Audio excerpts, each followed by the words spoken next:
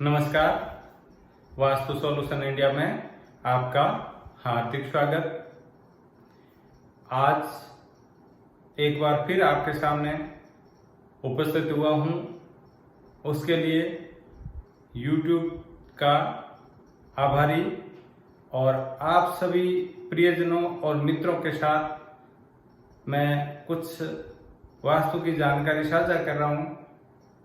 उसके लिए मैं आप सभी का शुक्रगुजार हूँ कि आप मेरे साथ में जुड़े हुए हैं। आपका प्यार, आपकी मोहब्बत मुझे इस प्रकार से मिलती रही है, उसके लिए आपका भी आभार और शुक्रगुजार। आज चर्चा का विषय है कि कोई प्रॉपर्टी कौन से वास्तु दोष की वजह से नीलाम होती है। बहुत ऐसे घर देखने को मिले हैं, बहुत ऐसी कॉमर्शियल इकाई जिसको फैक्ट्रीज कहते हैं, औद्योगिक इकाई जो अकस्मात फेल हो जाती है। बैंक से कुर्की के आदेश आ जाते हैं और फिर वो ऑक्शन में या नीलामी में चली जाती है। तो उसके पीछे कौन से वास्तु दोष तात्कालिक कारक होते हैं और कौन सा मुख्य वास्तु दोष है, उसकी वजह से इस प्रकार की घटना से उस इकाई को रूबरू होना पड़ता है। यानी कि मालिक को बदलने के लिए उस इकाई को बोली लगानी पड़ती है, इकाई की सरेआम नीलामी होती है। सबसे पहले मैं आपको बता दूं, वास्तु में 10 दिशाओं का विशेष महत्व होता है। उसके साथ साथ पंचतत्व होते हैं, इकाई का रंग होता है, जिस जगह पे इकाई निर्मित है उसके चारों तरफ के राजमार्ग होते हैं, उनका प्रभाव होता है। इकाई के बाहरी वास्तु का विशेष प्रभाव होता है।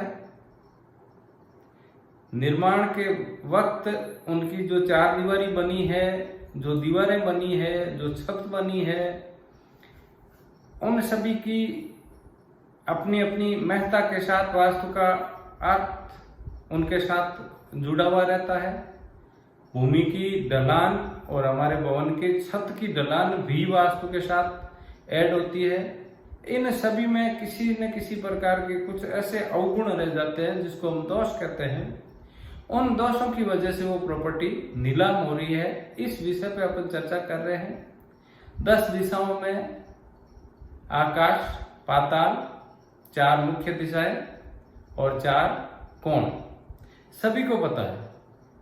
ज्यादातर मैं मेरे वीडियोज में चर्चा कर चुका हूं, लेकिन एक बार फिर आपके साथ में बताता हूं। उत्तर दिशा, पूर्व दिशा, दक्षिण दिशा और पश्चिम दिशा, ये 4 दिशाएं हैं। उत्तर और पूर्व के बीच का जो भाग होता है उस भाग को ईशान कोण कहते हैं। पूर्व और दक्षिण के बीच का जो भाग है उसको आग्नेय कोण कहते हैं। दक्षिण और पश्चिम के जो बीच का भाग है उसको नैऋत्य कोण कहते हैं। और पश्चिम व उत्तर के बीच का जो भाग है उस भाग को वायव्य कोण कहते हैं। तो ये 4 दिशाएं और 4 कोण प्लस आकाश और पाताल मिलकर 10 दिशाएं होती है। और जब भवन में हम छत डालते हैं, किसी भी प्रकार का भवन का निर्माण हो जाता है, जब उसमें छत डाली जाती है तो उस भवन में 9 ग्रहों का वास प्रारंभ हो जाता है। और उसके आधार पर आंतरिक इकाइयों का आधार, बाहरी और आंतरिक वास्तु के आधार पर वहां पर वास्तु के प्रभाव देखने को मिलते हैं। जो इकाई नीलाम हो रही है, आज सिर्फ और सिर्फ उसी इकाई के बारे में चर्चा की जा रही है, उस दोषों के बारे में चर्चा की जा रही है। उस इकाई में सिर्फ और सिर्फ एक मेजर दोष होता है और वो मेजर दोष होता है वायव्य कोण का दूषित होना। उत्तर और पश्चिम के बीच का जो भूभाग होता है उस भूभाग को वायव्य कहते हैं। और वहां पर गंभीर वास्तु दोष होते हैं, चाहे वो आंतरिक हो चाहे वो बाहरी हो। बाहरी गंभीर वास्तु दोष वो होते हैं कि एक तो टीका लगना होता है इसी जगह पे, दूसरा बाहरी कोई बहुत बड़ा खड्डा होता है वायव्य पे, तीसरा संपूर्ण घर से और पूरी जिस बिल्डिंग जहां भी है उस मोहल्ले का पानी भी उसी वेग से यानी कि वायु से होता हुआ बाहर निकलता है। तो ये बाहरी वास्तु दोषों को गंभीर वास्तु दोष माने जाते हैं। भवन की इकाई में अगर किसी भवन का मुख्य द्वार वायु में है तो भी ये दोष है, वायु बढ़ा हुआ है तो भी दूषित है, वायु घटा हुआ है तो दूषित है, वायु में अगर गहरे खड्डे हैं तो दूषित है, बोरवेल है तो दूषित है। इस प्रकार से वायु को दूषित माना गया है और वायु दूषित होने वाली इकाइयों में आपको ऑक्सीजन की समस्या मिलेगी। या यूं कह दूं कि जितनी भी बिल्डिंग्स ऑक्सीजन हुई है उसमें 90% से ज्यादा बिल्डिंग में वायु दूषित है। ये मेरा आकलन है, मेरा अनुमान है, मैंने इन चीजों को बहुत बारीकी से अध्ययन करके आपके सामने रखा है। आप अपने घर का वास्तु दोष निवारण कीजिए और सुखद भविष्य का आनंद लीजिए।